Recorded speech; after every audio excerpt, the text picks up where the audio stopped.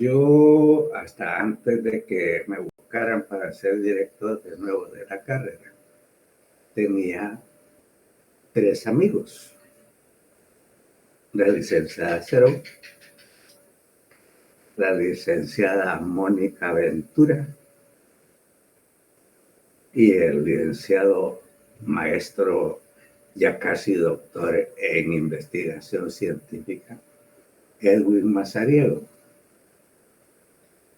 Pues ahora se han hecho burócratas. Entonces, un día los vi a los 3 que iban para afuera. Ven, les dije, aquí van los burócratas que antes eran mis amigos, pero ahora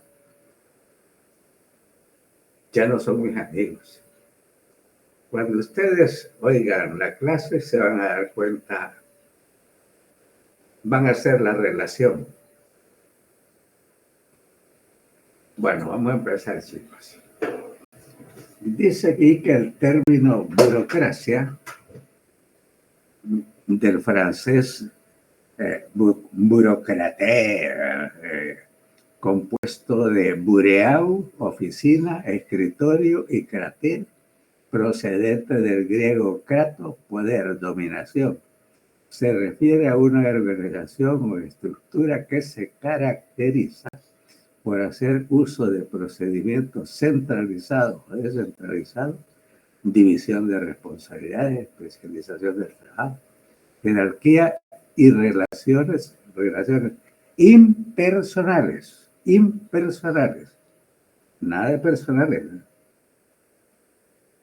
El término es utilizado en sociología, en ciencia administrativa y especialmente en la administración pública. Podría definirse como un conjunto de técnicas o metodologías dispuestas para aprender a racionalizar la realidad exterior, a la que pretende controlar el poder central a fin de conocerla y amarla de forma estandarizada uniforme. Un claro ejemplo de esta característica de la burocracia particularmente son las instituciones gubernamentales. La Universidad de El Salvador es un buen ejemplo de eso. En estas, la contratación y asignación o remoción de personal, es decir, de los funcionarios, se hace de acuerdo a criterios explícitos y relevantes para el desempeño de determinadas funciones. La autoridad se diferencia de otros tipos de influencia social como el poder, en que con el poder se hace cumplir la voluntad de quien ordena a pesar de que exista resistencia, mientras que en la burocracia existe la voluntad de cumplir por parte de los subalternos. En la base de todo aparato burocrático hay un buen nivel de disciplina. Por tal razón, la burocracia sirve como articulación y simplificación del uso de la autoridad o del poder. Se podría argumentar que por burocracia es posible la visión de trabajo promovida por el poder central, que a su vez busca dominar a los funcionarios. La etimología de burocracia ya prácticamente la leímos al inicio, ¿verdad? Eso es lo que yo quería poner de ahí, eso como una introducción a Weber, ¿verdad? En un sentido original tiene la connotación de los individuos que ostentaban el poder desde el escritorio, siendo así que la burocracia se asocia a ineficiencia, pereza, derroche de medios desde un solo lugar. Generalmente se percibe en el imaginario popular lo que nosotros nos imaginamos. El sistema, no, como un ente que existe únicamente para sí mismo y solo logra resultados que acaban ampliando las dimensiones del poder. Así, comúnmente se usa de manera peyorativa. De hecho, yo la uso de manera peyorativa. Y me gusta decirle burocracia. Porque, vaya, mire, la facultad está llena de burócratas. Yo diría que hay buenos burócratas como mi amigo Edwin Mazariego, ustedes lo han de conocer. Somos colegas. Es como yo, maestro del método y técnicas de investigación. Pero además él está estudiando y ya egresó, ya hizo su tesis, su práctica, y está solo por recibir su título para ser doctor en investigación científica. Es una maravilla que los alumnos de uno lo superen, ¿verdad? Porque don Edwin Mazariego fue un destacado estudiante de la carrera. Ustedes lo deben haber conocido en la unidad de ciencias básicas. Entonces, dice que generalmente se percibe en el imaginario popular como un ente que existe únicamente para sí mismo y así comúnmente se usa de manera peyorativa. Yo la uso de manera peyorativa, es decir, despectiva, cualquier cosa. No obstante, según el análisis sociológico de Max Weber, fíjese, el sistema tiene connotaciones más positivas, ya que según Weber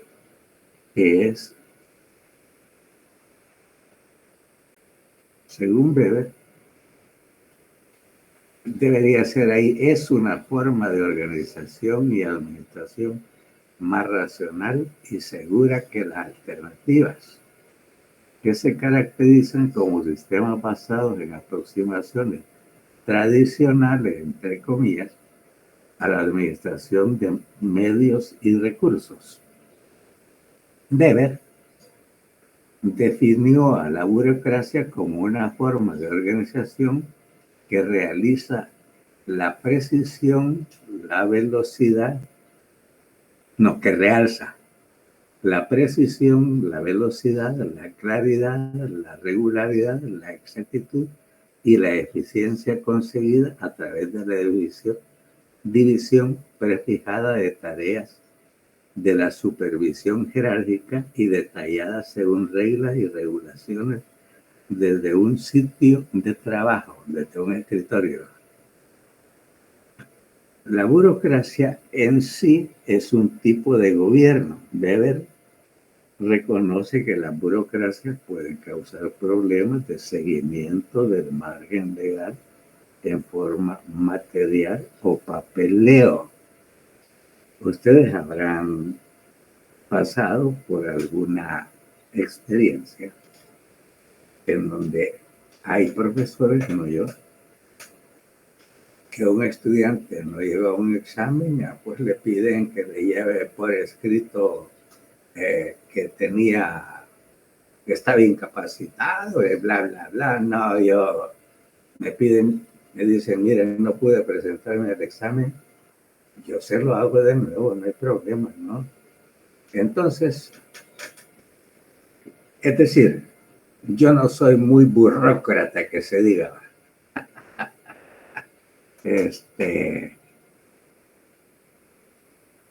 Muchos trabajos burocráticos pueden resultar tediosos, ofreciendo poca oportunidades para el ejercicio de las capacidades creativas.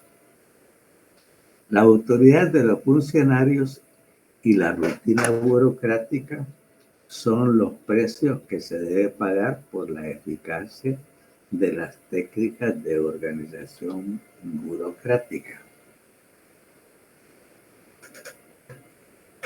Origen y evolución de la burocracia. La palabra fue introducida en el vocabulario político-económico con una connotación negativa por Jean-Claude Marie Vincent Gournay, quien escribió con anterioridad a la Revolución Francesa, oye, mucho antes que eso, y en relación con las políticas prácticas no practicadas por la monarquía absoluta.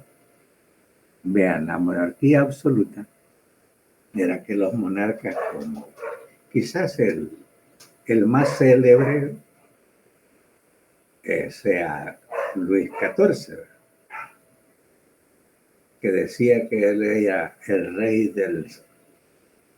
del mundo, que el universo giraba alrededor de él.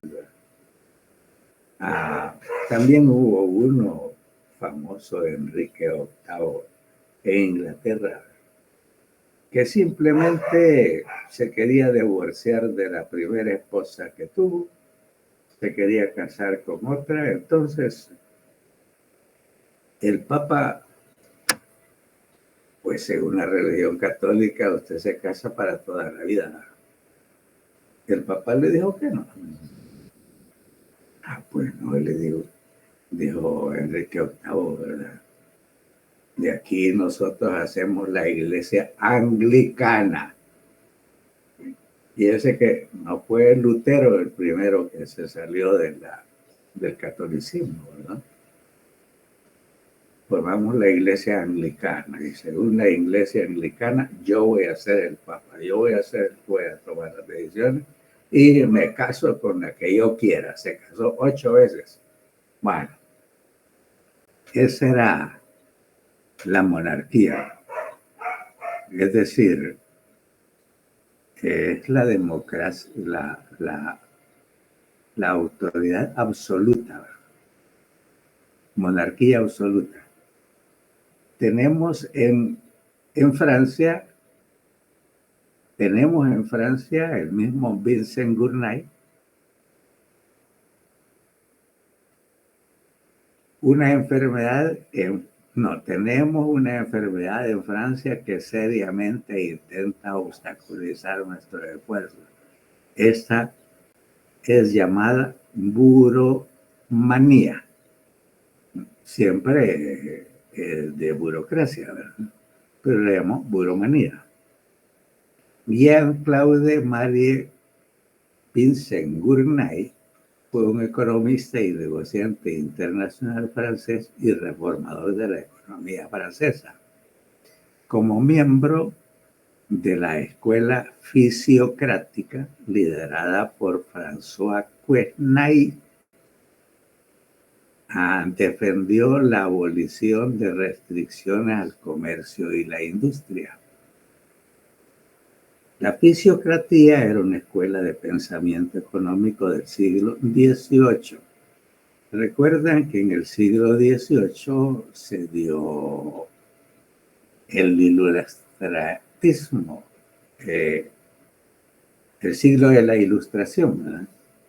Entonces ahí salieron un montón de filósofos, pensadores, que simplemente empezaron a poner en tela de duda o a dudar de todo lo que decían los católicos. Bueno, la fisiocracia era una escuela de pensamiento económico del siglo XVIII fundada por el economista François Quesnay en Francia. Afirmaba la existencia de una ley natural. Esto es curioso, porque nada que sea hecho por el hombre es natural. Eso es social. De hecho, decía Aristóteles que los humanos todos somos políticos desde que nacemos. Primero porque nacemos en una polis, en una ciudad. Y luego porque tenemos nuestros propios pensamientos, nuestros propios intereses. afirmaba la existencia de una ley natural por la cual el buen funcionamiento del sistema económico estaría asegurado sin la intervención del Estado. Vean que ese Estado está puesto con mayúscula. Cuando nos referimos a un país, a un Estado, hay que ponerlo en mayúscula. Un estado mental trastornado, como podría ser yo, ¿verdad? Ese no tiene que ir en mayúscula, ese va en minúscula. Su doctrina queda resumida en la expresión laissez faire. Esto se traduce como dejar hacer, dejar pasar. Es decir, que el Estado no debe de intervenir en la cuestión del comercio, etc. Su doctrina fue muy influyente en el siglo XVIII, conocido por sus ideas sobre la economía y el comercio y su posible contribución al desarrollo del concepto de la laissez-faire.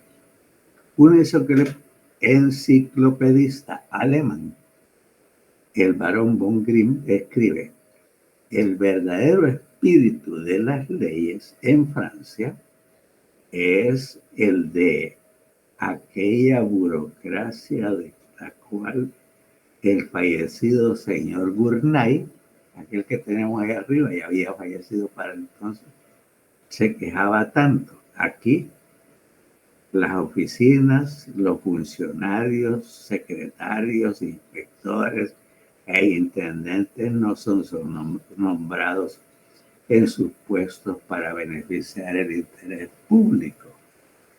En realidad, parecería que el interés público ha sido instaurado para que las oficinas puedan existir.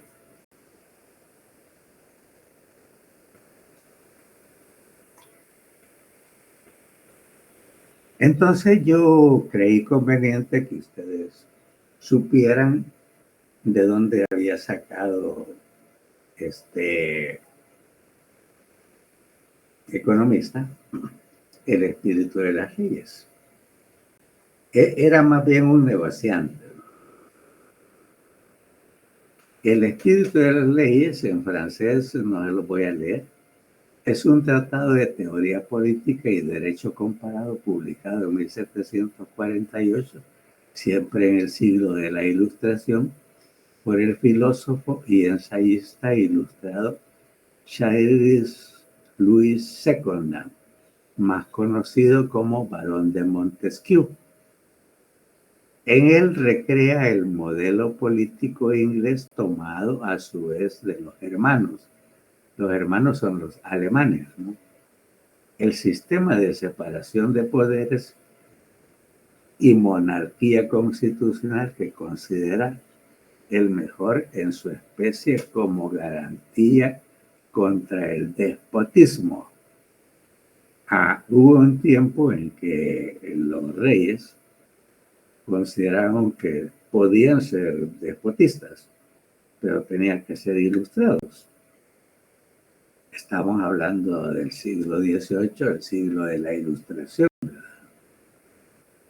Entonces se rodeaban de filósofos, de escritores, de novelistas, de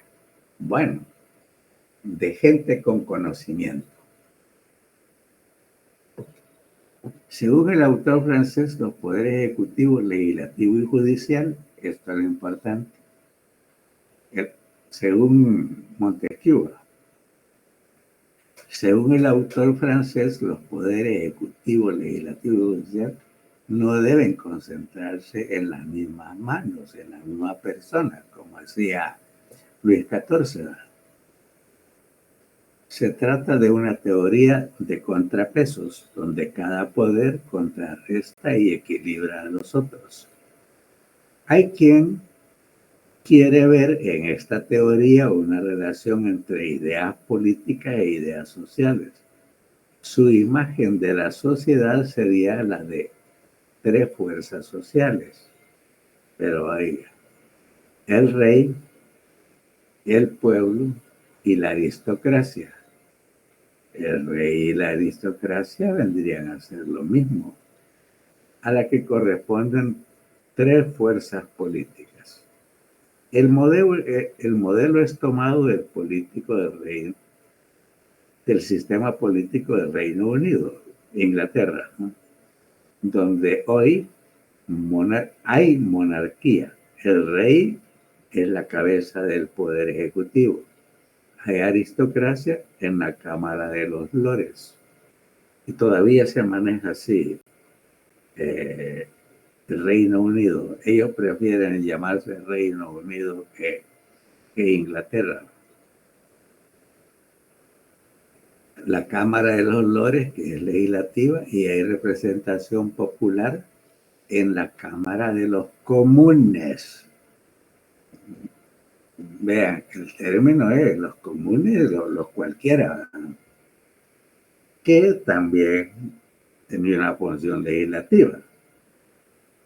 Si bien es un paradigma de representación, saben que paradigma es un modelo, ¿verdad? Es una forma de representación, no lo es de separación de poderes, ya que en ocasiones la Cámara de los Lores funciona como Tribunal Supremo. Aquí existe un Tribunal Supremo, que es la Corte de Justicia, o que está en la Corte de Justicia. Según él, en la monarquía, los poderes intermedios, nobleza, oye, clero, la iglesia, parlamentos, actúan como equilibradores natos que impiden excesos del poder del monarca como también del poder del pueblo. A su vez, esos poderes intermedios se equilibran entre sí. Es notable el modo en que la idea de combinación equilibrada se relaciona con la imagen del universo de Newton, donde los elementos se atraen sin perder su identidad. El libro de Montesquieu sufrió la condena formal de la Santa Sede, del Papa de ese momento, seguramente, mediante la cual, o la Inquisición quizá, mediante la cual quedaba prohibido leer a Montesquieu, porque se salió del guacal. Bueno, algunas características propias de la burocracia son: las responsabilidades y autoridades de cada funcionario son parte de una jerarquía de autoridad con derechos y deberes apropiados de supervisión y apelación. Los funcionarios no son propietarios de los recursos que utilizan en el desempeño de sus funciones, pero son responsables por el uso de tales recursos.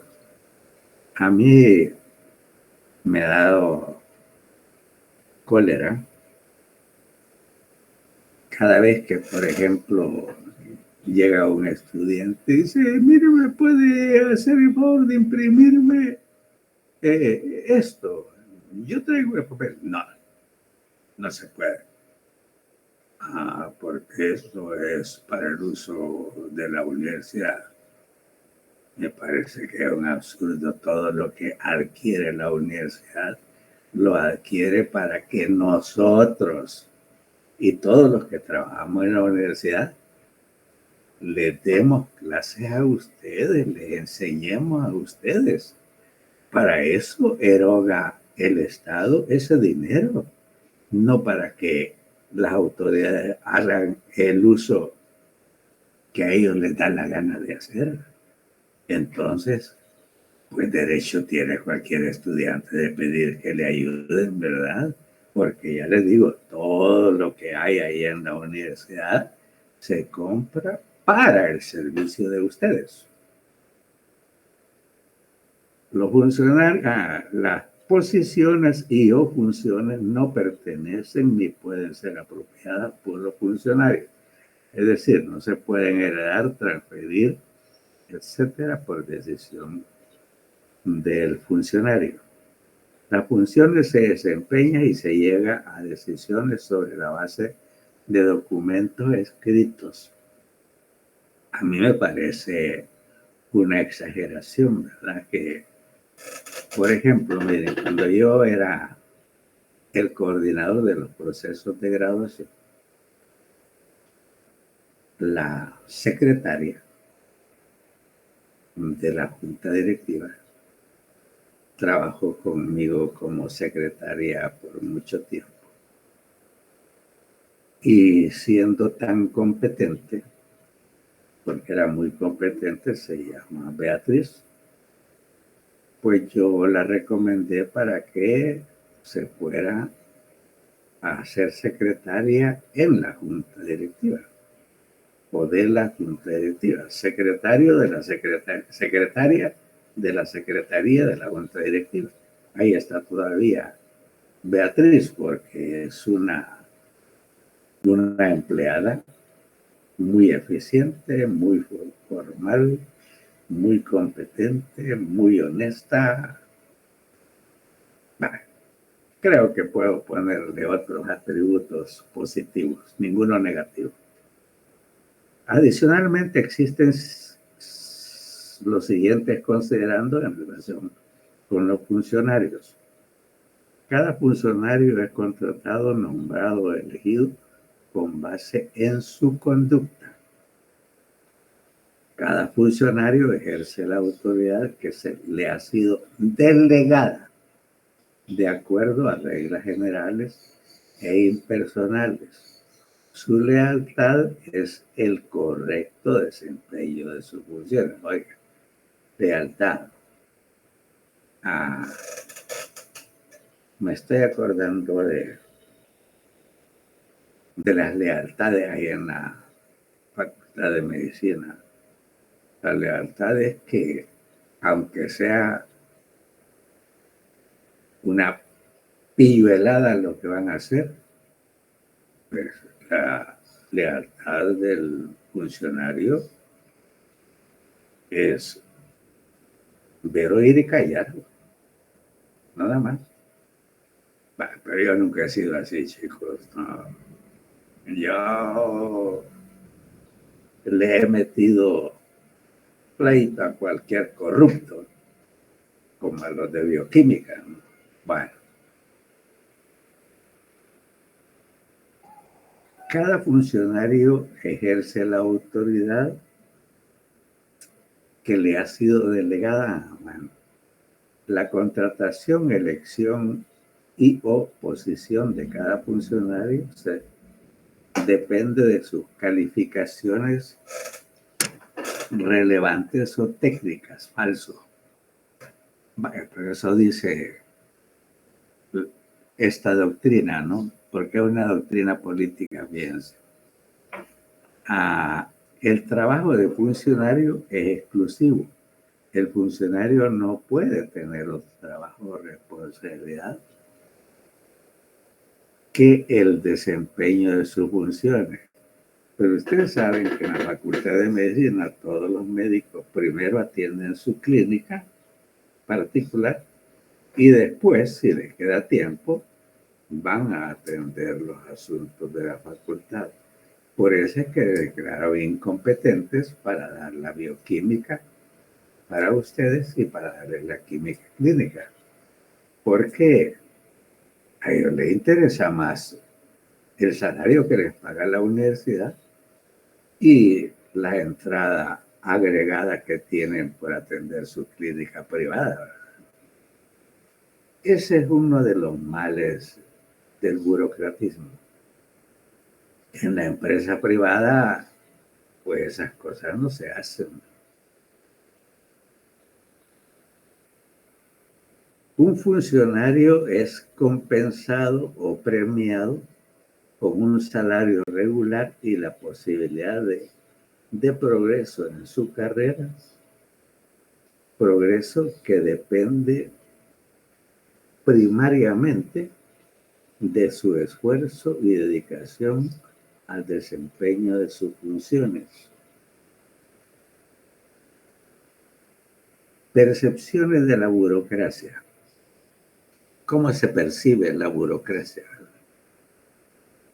A pesar de la efectividad y ventajas administrativas que el sistema ha conferido históricamente a los estados, la reacción frente a sus aplicaciones o extensión no ha sido universalmente aprobatoria.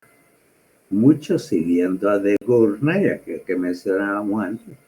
En este sentido, se puede ver como antecedente el liberalismo económico clásico.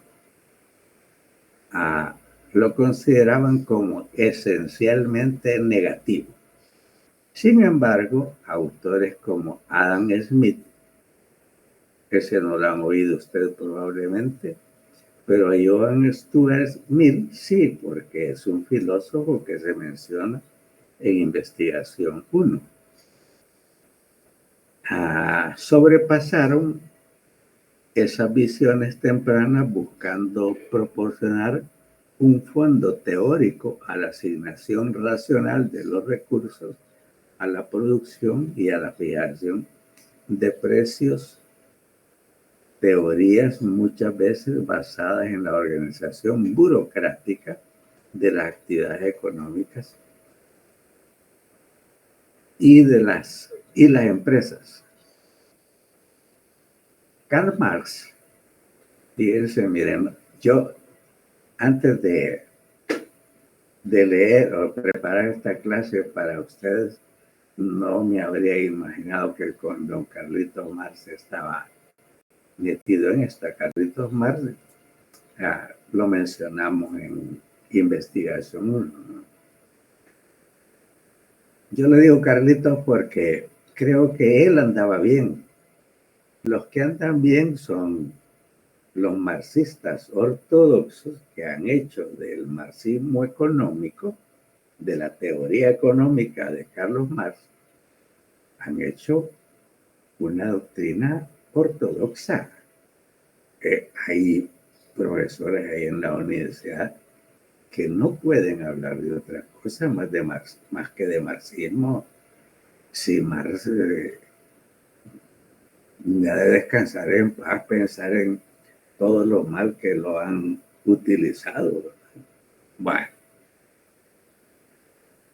Karl Marx, quizás los primeros que se interesaron, no, Karl Marx, quizás los primeros que intentaron realizar un examen académico general de fenómenos y consecuencias del fenómeno y sus consecuencias fueron Karl Marx y Friedrich Engels, para quienes la burocracia se origina y desarrolla a partir de 4 fuentes. Oiga, la religión, el Estado, el comercio y la tecnología. En general, para esos pensadores, la burocracia también tiene un rol negativo. Por ejemplo, Marx escribe: en realidad, la burocracia, como la organización civil del Estado, se opone al Estado social de los civiles. Marx también describe a la burocracia como la república petrificada, es decir, no se podía cambiar nada, ¿verdad? En la universidad, mire, para cambiar un pupitre de un salón a otro, hay que irle a pedir permiso hasta el rector, ¿no? Es que es un absurdo.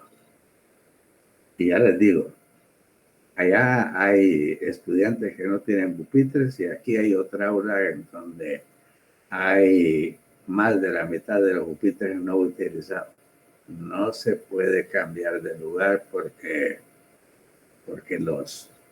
los directores de carrera o de escuela lo consideran su patrimonio, de ellos, como propiedad propia.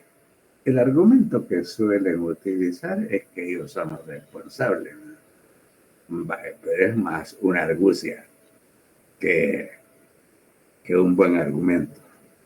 Los argumentos no son argucias, no son engaños.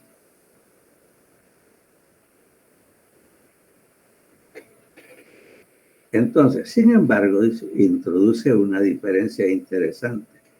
La burocracia como instrumento del Estado, ese sí debería estar en mayúsculas, se lo vamos a cambiar.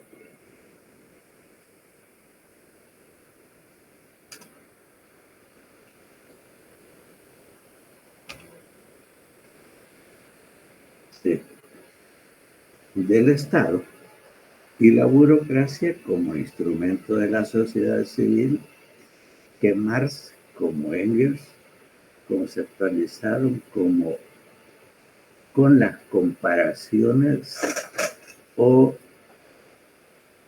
guildas y gremios como la sociedad burguesa.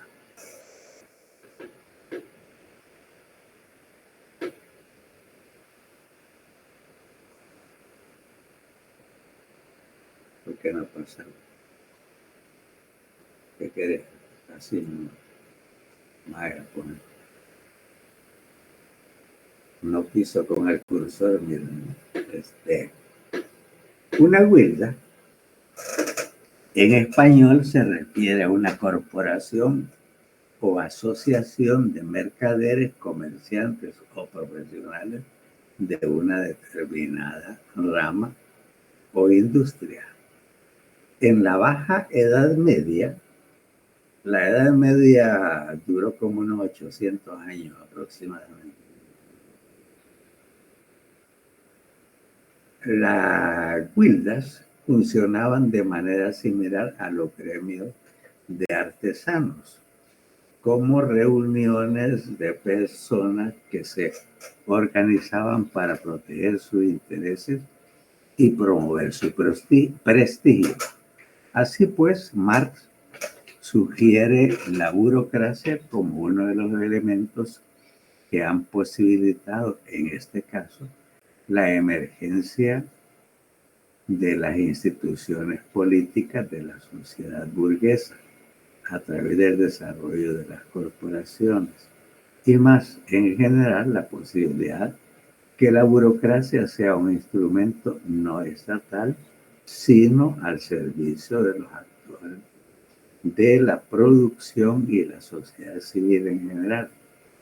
En la concepción marxista, la burocracia no constituye la creación, no contribuye a la creación de riqueza, pero gobierna, controla y organiza determinada producción, apropiándose de una porción de ella a través de leyes, impuestos, licencias, tributos.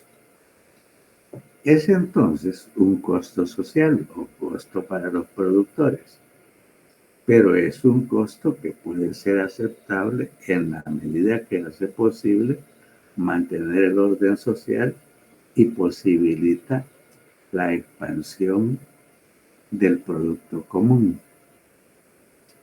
El problema en relación con la burocracia es entonces, desde este punto de vista, no tanto si la burocracia puede tener un papel legítimo en la sociedad, sino cuál es el costo de ese papel, particularmente dado que las clases sociales, propietarios de los medios de producción, proletariado, capitalistas, terratenientes, vean que el proletariado es un medio de producción, es decir, el trabajador, ¿verdad? Terratenientes, etcétera, están constantemente en disputa sobre la distribución del producto del proceso de producción. El trabajador o proletario quiere una mejor proporción de la ganancia y el capitalista lo quiere todo. Entonces, de ahí aparecen los sindicatos y todo eso. Bueno, los sindicatos en su origen fueron muy buena idea, pero ahora utilizando a Marx como escudo, pues se han descarrilado. Solo saben exigir y solo comodidades, ¿verdad? Nada de trabajar. Miren, los haraganes de los ordenanzas de la facultad, todos están sindicalizados. Y están sindicalizados porque se supone que el sindicato los protege. Entonces, ya ni al decano le quieren hacer caso, pues. Bueno, les puedo contar otras anécdotas, pero no se las voy a contar en este momento. Fíjense que según el reglamento interno de la facultad, el jefe inmediato de las ordenanzas es el decano. Pero vean si le hacen caso los hijos de puerca. Entonces, pero él es el jefe inmediato del sector administrativo. Del sector docente, solo la junta directiva. En ese entonces,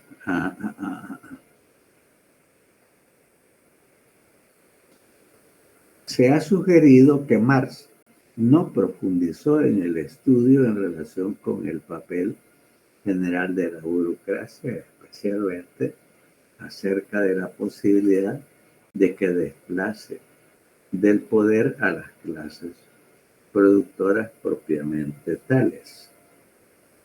Ahora sí me hiciste caso. A Comte también lo vieron como un filósofo positivista, ¿recuerdan? Pues también Comte metió baza en esto del burocratismo. Sin embargo, y con anterioridad, en 1851, Augusto Comte proponía una sugerencia precisamente en el sentido en que su sistema de política positiva, asignando al gobierno el rol de conducir la acción individual al objetivo común. Para Comte, este gobierno sería necesariamente autoritario, en que la acción de ese Estado se basa de nuevo en otro Estado que debe estar en mayúsculas, que miren que no siempre cuando leo estoy muy atento.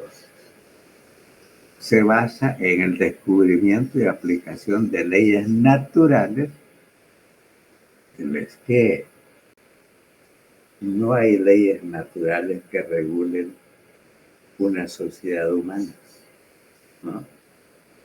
Si quieren, hay como tendencias naturales, por ejemplo, las sobrepoblaciones o la despoblación de un país.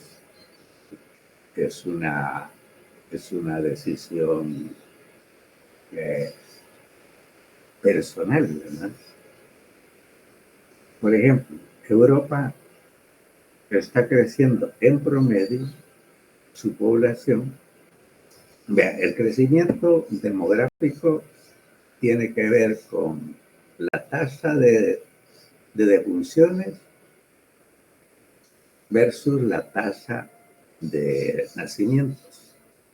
Entonces, como la esperanza de vida en Europa ha aumentado terriblemente, al punto que hay países muy desarrollados como Suecia, Noruega, Finlandia, que tienen una esperanza mayor de 95 años. Y prácticamente no crece la población, solo envejece. Y pues el envejecimiento llega a la muerte. Entonces, la tasa de defunción supera la tasa de nacimiento. las poblaciones están decreciendo. España entiende muy bien el problema. Por eso es que tiene una política de inmigración bastante, como dijera yo, moderna. Porque España está quedando despoblada. Para... No, entonces aquí nos habíamos quedado, en la que había modificado. ¿Dónde andamos? Aquí ponete. Entonces, para Comte dice, en base al descubrimiento y aplicación de leyes naturales por los administradores científico-técnicos. Para Comte, los sabios positivistas, Comte propuso una organización política en donde los que tomaran las decisiones fuesen los más preparados. Había más en esa propuesta, ¿verdad? Pero Comte decía que eran las personas mejor preparadas las que debían tomar las decisiones, cosa que no ocurre en la universidad, porque eso, por ejemplo, de que los estudiantes organicen a otros estudiantes para que vayan a votar en masa por personas que no conocen su récord académico, pues no es para nada la mejor elección, ¿verdad? Bueno, lo cual no quita el derecho que ustedes tienen a elegir. Oigan, y quizás al final, quizás mi amigo Brian me pueda contar a todos, nos pueda contar a todos. A mí, cuando me llamaron de emergencia para que fuera a presentarme como posible candidato a ser director interino de la carrera, me dieron las razones de por qué, y entre otras cosas me dijeron que ya no iban a contratar a una persona porque le habían hecho una evaluación con los estudiantes de quinto y cuarto año, es decir, los de quinto año del año pasado y ustedes. Eso me dijeron. Podría no ser verdad, podría ser una decisión personal del decano o del vicedecano, que se supone que el vicedecano es el que se encarga de los asuntos docentes. O sí, de los asuntos docentes, vamos a decir más.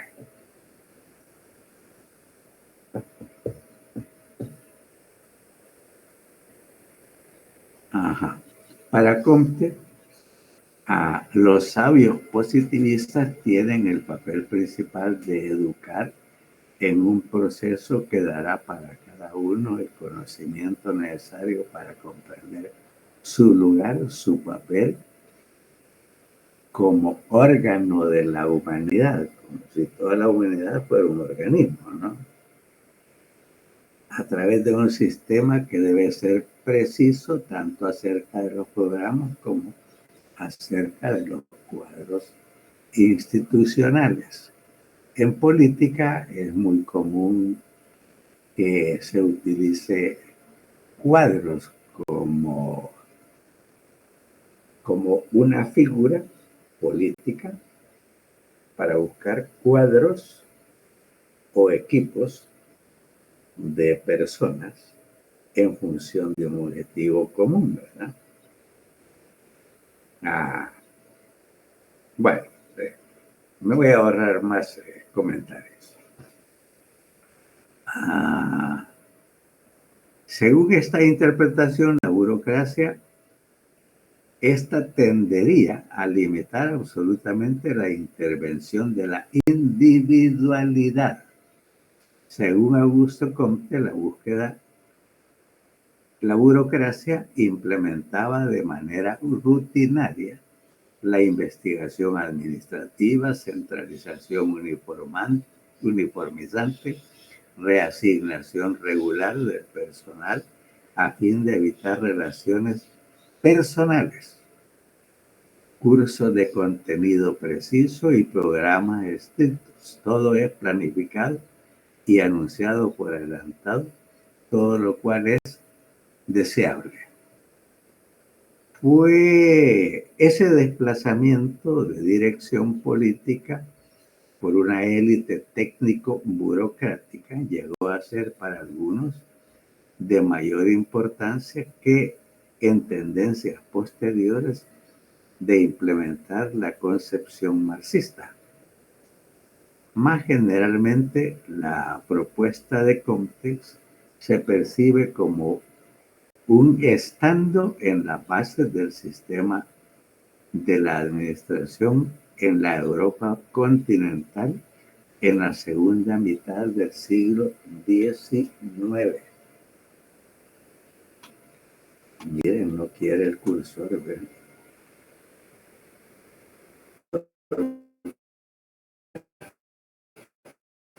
Ah,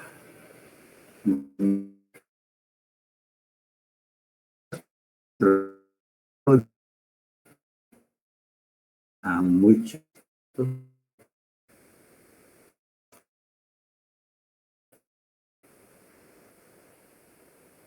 muchos expertos del concepto al vocabulario académico moderno, basándose en el estudio de los sistemas de administración pública continentales de la época.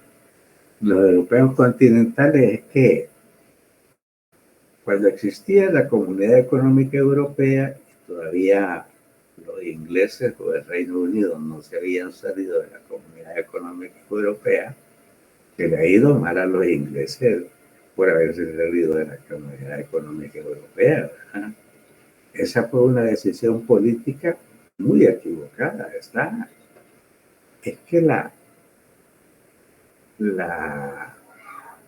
economía del Reino Unido se fue para abajo.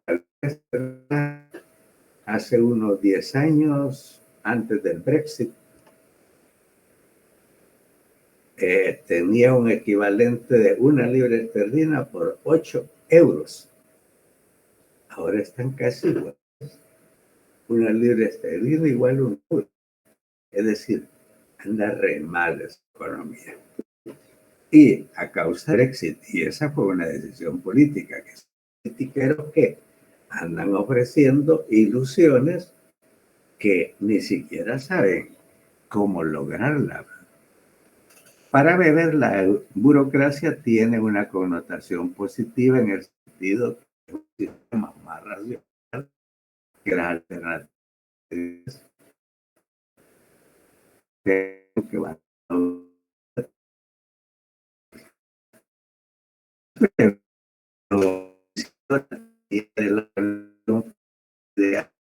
y la del modelo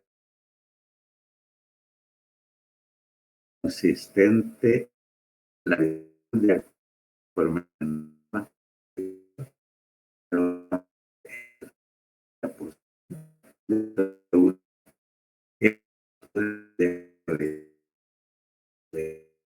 debe ver un sistema de gobierno que tan sentido arreglo y es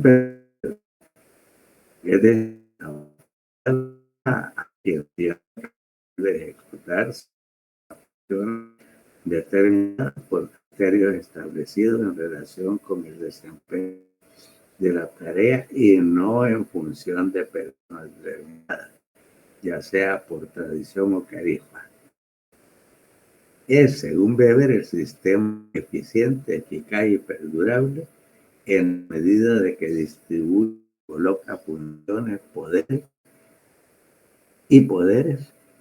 a los niveles adecuados de manera racional. Según Max Weber, La burocracia tiende a disminuir las desigualdades sociales en la medida que, por un lado, distribuye autoridad, por otro, no se tramitan de.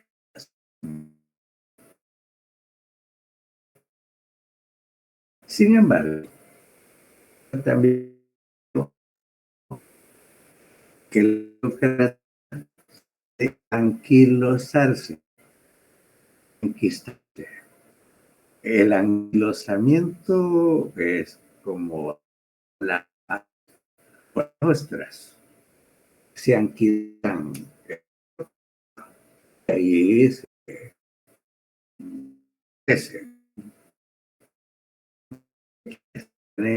poder buscan preservarlo y hacer de facilidad, por ejemplo, cuando se confronta casos individuales o especiales. Weber percibió que realmente no puede existir un tipo de organización ideal.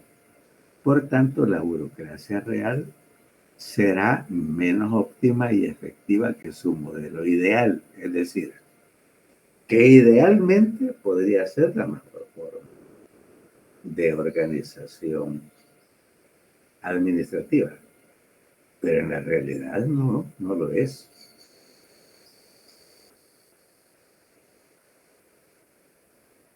Weber percibió realmente que no puede existir una organización ideal, por tanto, la burocracia real será menos óptima y efectiva que su modelo ideal. Según Weber, puede degenerar de las siguientes maneras. La jerarquía vertical de autoridad puede no ser lo suficientemente explícita o delineada, causando confusión y conflictos de competencia. Las competencias pueden ser poco claras y usadas contrariamente al espíritu de las reglas. En ocasiones, el procedimiento en sí mismo puede considerarse más importante que la decisión o, en general, sus efectos. De acuerdo a Weber, la burocracia propicia el nepotismo, corrupción, enfrentamientos políticos y otras degeneraciones que pueden contrarrestar la regla de impersonalidad, pudiendo crear un sistema de contratación y promoción no basada en méritos. El nepotismo, esto se lo quise agregar yo, o enchufismo, enchufarse, es el uso de un cargo, ya sea en el sector público o en la empresa privada, como una tendencia adoptada para nombrar a familiares o amigos para determinados empleos o darles otros favores, sin importar el mérito para ocupar el cargo, sino su lealtad. Los funcionarios pueden eludir responsabilidades. En la Facultad de Medicina, el nepotismo está por todos lados. Por ejemplo, el actual jefe de la biblioteca de la Facultad de Medicina era hijo de un ordenanza de la facultad. Y por supuesto, él buscó que lo metieran ahí y entró como ordenanza. Ahí se puso a estudiar bibliotecología y yo espero que realmente se haya graduado.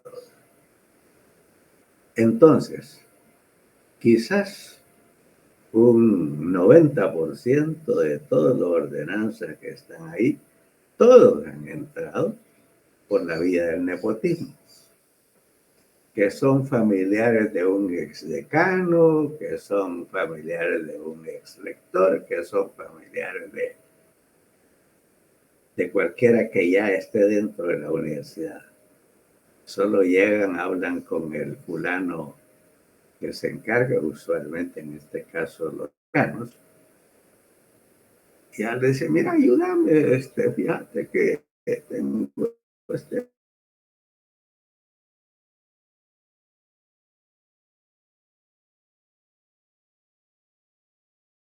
primo, mi sobrino, mi cosa, y el tipo sabe que no le han exigido competencia alguna, simplemente está ahí porque lo pusieron.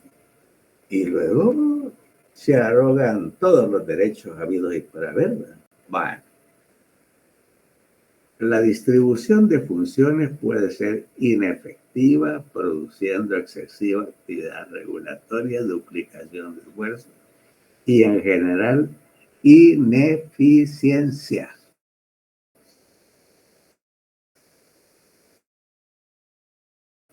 Incluso una burocracia debe verse afectada por ciertos problemas tales como poca estimación por las opiniones disidentes. Las opiniones disidentes son las que no están de acuerdo. No importa poco, dice que no están de acuerdo. Bueno, rigidez e inercia en los procesos, tomando decisiones con lentitud y siendo la facultad de medicina, ¿va? O siendo imposible aplicarlos al presentarse casos inusuales e igualmente retrasando los cambios, evolución y adaptación de viejos procesos o nuevas circunstancias.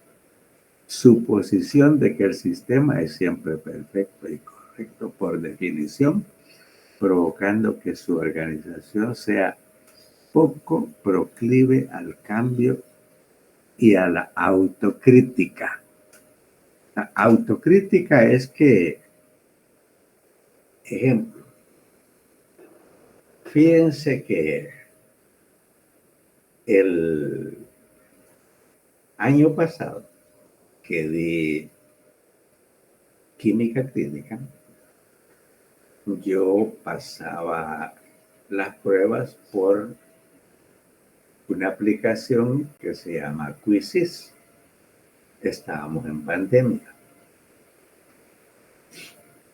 Entonces, el año pasado, todavía lo pasé yo por Quizzes. A ustedes no han hecho el primer parcial todavía. ¿Cómo no? Sí, ya lo hicieron, ya me acuerdo que mi amigo Brian dijo que oí unas preguntas que estaban mal y tenía razón. Pero yo mandé la evidencia que una es claro que sí, pero las otras dos no. Entonces, de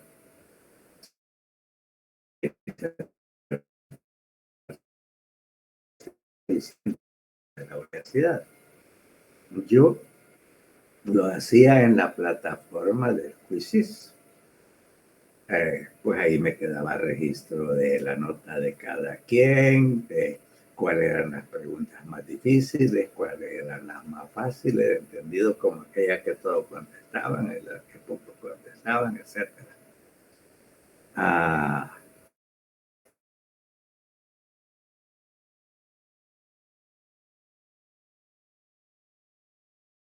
Quizzes,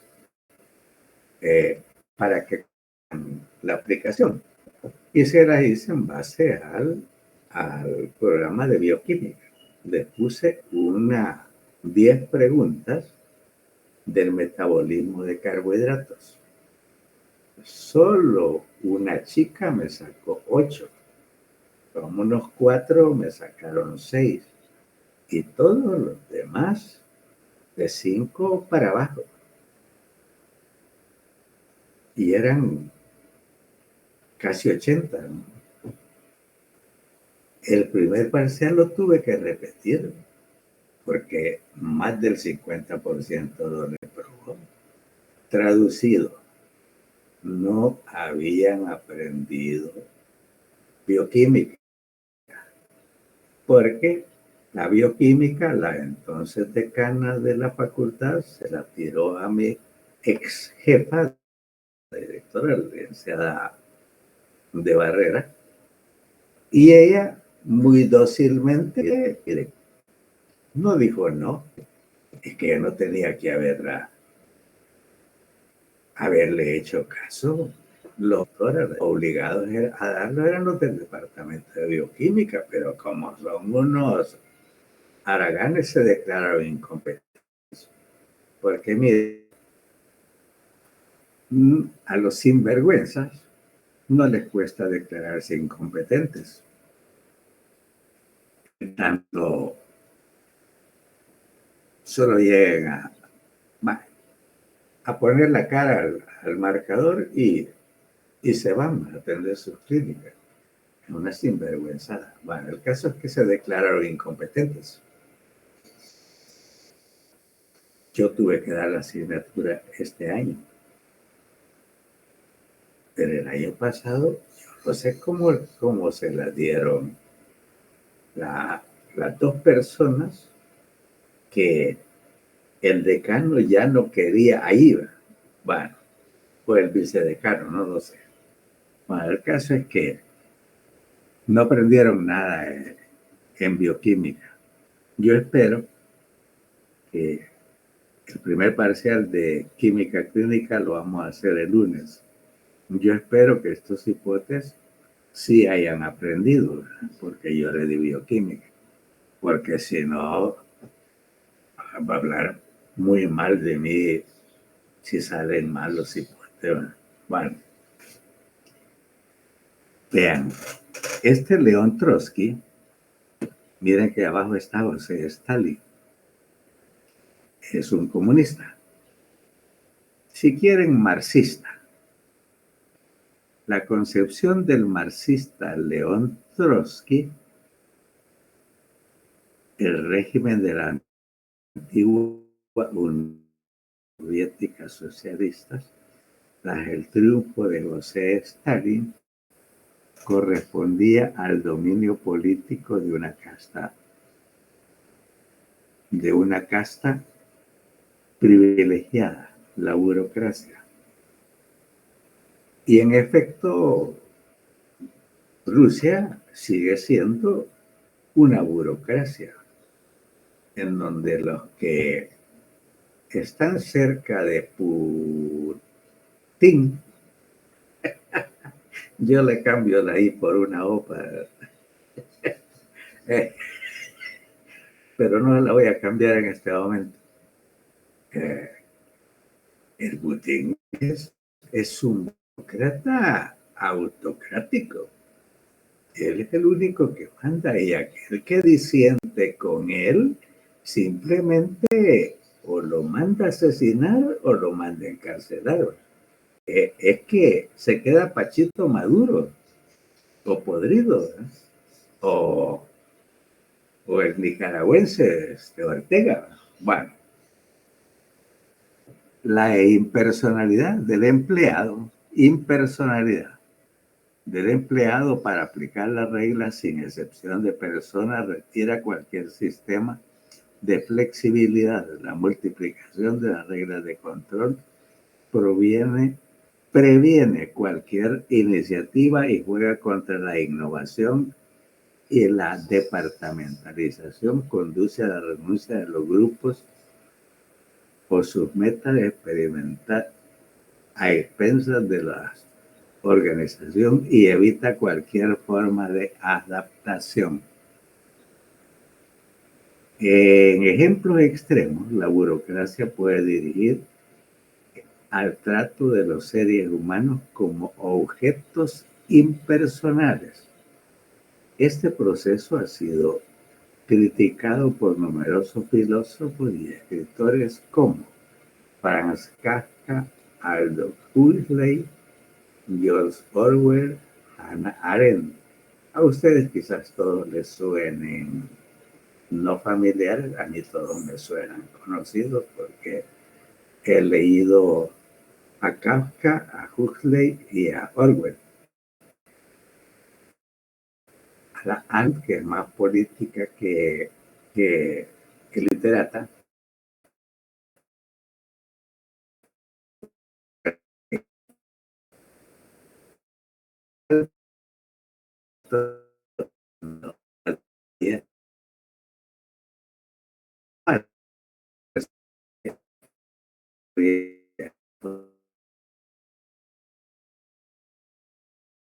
burocracia como nombre a su tortuga. Fíjense que la Mafalda, según la historia,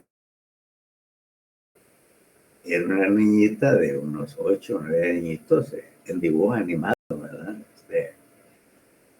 Era sagaz con la política, ¿verdad? Entonces siempre hacía comentarios y preguntas difíciles para un adulto, siempre sobre política. Dijéramos que Quino Caso era como dijera yo, un crítico de los tipos de política que se hacían en el mundo, no solo en Argentina, ¿no? Pero por supuesto que como era argentino, lo más probable es que se haya referido más a Argentina que, miren, Argentina está pasando por una debacle económica que es terrible. Bueno, entre los ejemplos de las burocracias cotidianas se pueden contar las de los hospitales, los tribunales, las iglesias, la escuela. No, póngale las escuelas de la Universidad de Salvador, ¿verdad? No solo las escuelas públicas, las escuelas de primaria y secundaria, ¿no? El ejército y las empresas, tanto públicas como privadas. Por ejemplo, en un hospital corresponde al director o supervisor tomar decisiones acerca de la distribución general de recursos entre los departamentos. A cada médico o enfermero, jefe de departamento, corresponden las decisiones acerca de cómo organizar los recursos que le han sido asignados por el director o el supervisor en relación con la atención que su departamento ofrece al público, horas y tipos de atención de médicos, enfermeras y el uso de materiales, camas, quirófanos, etc. Cada doctor o enfermera y jefe dentro de esos departamentos les corresponden las decisiones acerca de atención a los pacientes que asistan con los recursos disponibles en su departamento, tal y como han sido organizados por el enfermero jefe del departamento, etc. Estos funcionarios, doctores, enfermeras, etc., son contratados y promovidos o despedidos en relación con su capacitación técnica y funcionamiento en relación con su tarea y no porque sean simpáticos, amigos o parientes del director o descendientes de alguna familia especial. Bien, el Consejo Superior de Salud Pública se encarga de que, por ejemplo, en los laboratorios clínicos trabajen solo profesionales que están inscritos en la Junta de Vigilancia de la Profesión Médica. Ustedes cuando egresen, que ya va a ser, les van a dar un número provisional de Junta de Vigilancia mientras se gradúen. Cuando se gradúen, les van a dar un número de Junta de Vigilancia, lo cual es una autorización para ejercer la profesión legalmente. Cuando usted no tiene título, está ejerciendo la profesión ilegalmente. A cada médico o enfermo. No.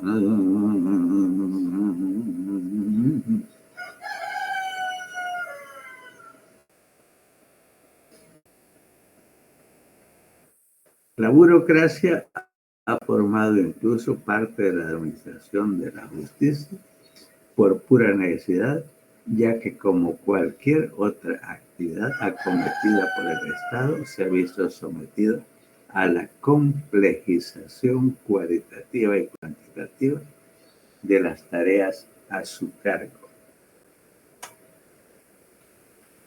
Vean lo que dice abajo. y vamos a servir en 5 minutos.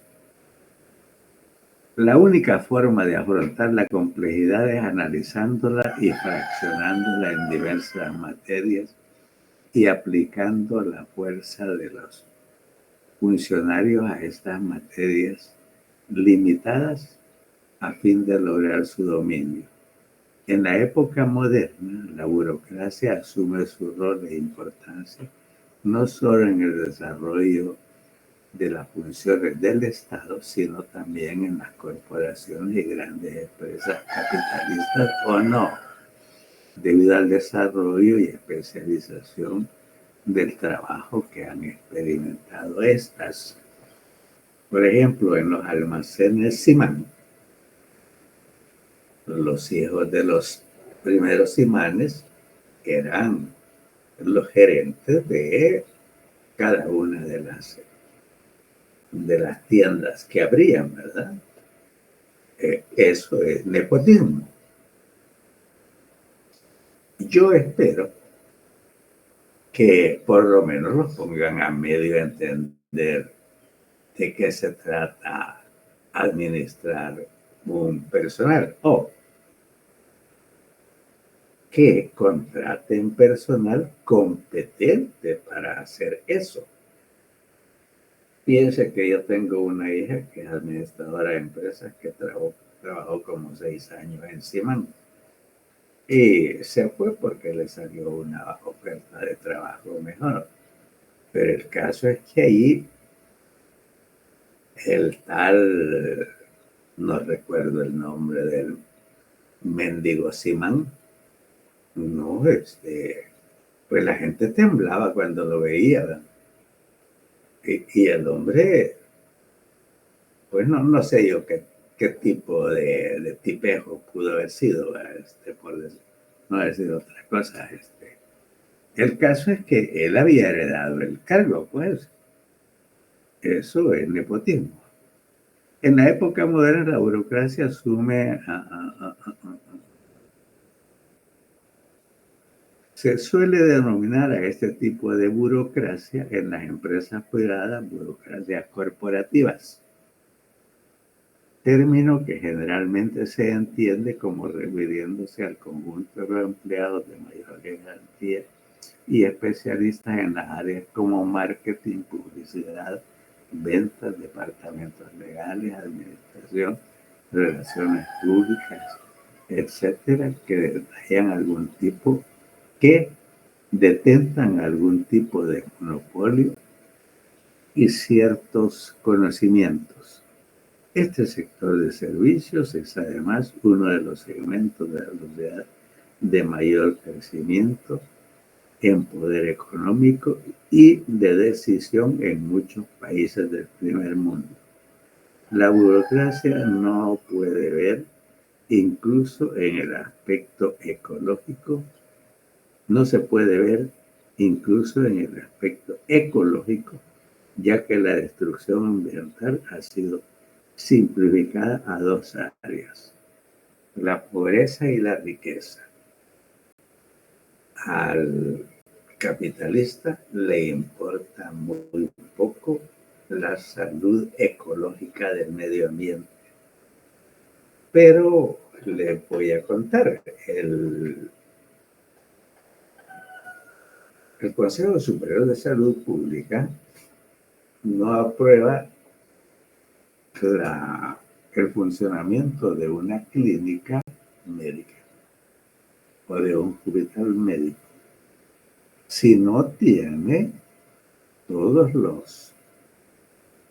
las adecuaciones que debe tener una institución de ese tipo. O vaya, una fábrica, en ese caso ya no es el Consejo Superior de Salud Pública. Póngale la de hilados y tejidos, que usualmente tiñen ropa y tiran los colorantes a los ríos. Esas empresas suelen estar en las márgenes de los ríos quebrados. Pues ahí lanzan todos los desechos, contaminan los ríos, se mueren los peces, pero en tanto ellos obtengan sus beneficios económicos, le importa bien poquito el medio ambiente. Bueno, jóvenes, después de esa última, a mí me gusta despotricar, fíjense, de ese último despotrique, quiero que me cuente, vayan, si él se enteró acerca de esa supuesta evaluación que hicieron de los profesores que los atendían a ustedes, o alguno de ustedes, si tuvo conocimiento, si le contaron, porque supongo yo que no los convocaron a todos, habrán sido los representantes estudiantiles, bueno, seguro que no fueron todos. ¿Alguno de ustedes sabe si realmente hicieron esa evaluación?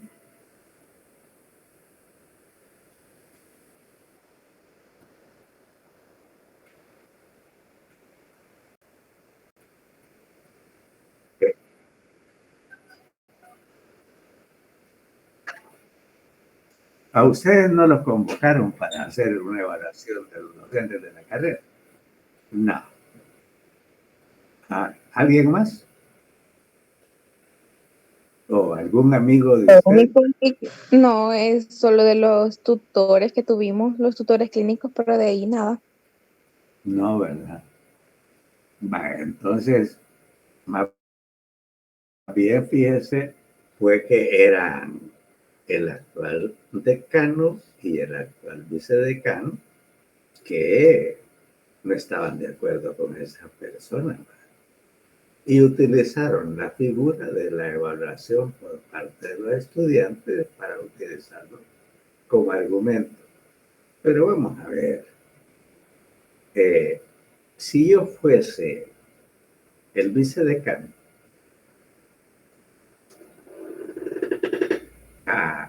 yo también intentaría rodearme de gente competente. De hecho, miren, la licenciada Cerón se está rodeando de gente, de profesionales jóvenes y todos con un coeficiente de unidades de mérito mayor de 8.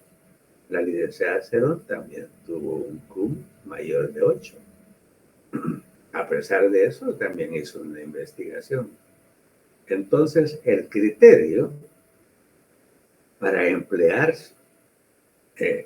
más adecuado en una academia es que sean competentes los profesores. Y esos profesores que ha contratado la licenciada Cerón, todos tienen cum arriba de 8. Así se hacen las cosas. Hombre, en los tiempos que el siglo pasado, solo con palanque contaba la gente. Yo soy una excepción. Yo fui a un concurso por oposiciones donde participaron 6 colegas y yo. Hicimos un primer examen, yo saqué la mejor nota, pero había otro colega que tenía mejor cum. Por razones que ahora no les voy a explicar. Entonces tuvimos que irnos a los penales, ¿no? Y los penales consistieron en que íbamos a dar una presentación de 15 minutos ante un jurado compuesto por cuatro licenciados en Ciencias de la Educación, el director de la carrera y la subjefe, la subdirectora, digamos, de la carrera, 6. Y entonces terminaron decidiendo que yo me quedaba. Bueno, eso hace más de 45 años. Cuídense, jóvenes. Nos vemos la próxima semana. Pasen feliz tarde.